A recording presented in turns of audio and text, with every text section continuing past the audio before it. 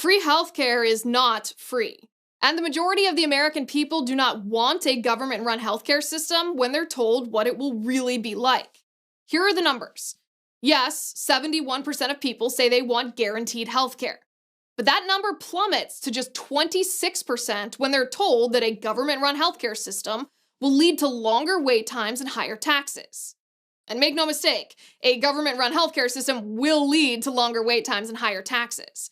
Even Bernie Sanders admitted middle-class taxes will go up as a result of a Medicare for All plan. And we will not be saving money overall. In fact, the nonpartisan Urban Institute said Medicare for All would raise U.S. health spending overall to $59 trillion, which is a $7 trillion increase from the current $52 trillion we spend on healthcare right now.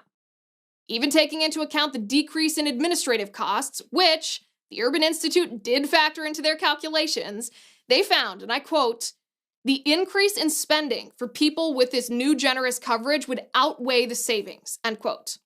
The Urban Institute isn't the only study to conclude that Medicare for All will cost a lot more. Emory University says more than 70% of households will pay more. This is what they say, and I quote, "Over 70% of working, privately insured households would pay more under a fully funded single-payer plan than they do for health insurance today," end quote. And Rand Corporation analysis found that overall healthcare spending will increase by 10% if Medicare for All can keep up with demand. And that's a big if. That's the thing.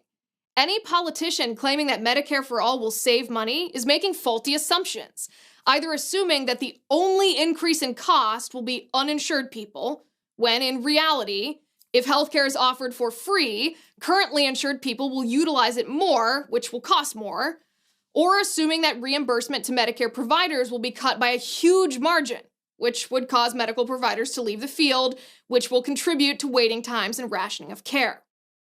This is not hypothetical. You can look at any other Western nation with socialized healthcare, Canada or the UK, to see this happening.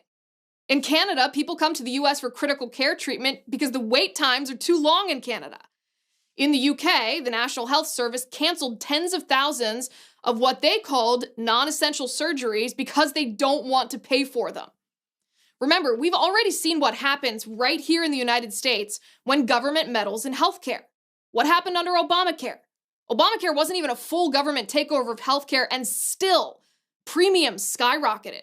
Deductibles were unreachable. The lowest income Americans paid the majority of the individual mandate penalty tax, and millions were kicked off their plans. In other words, free healthcare is never free. You will pay for it, either in taxes or in quality. And any politician who denies it is lying.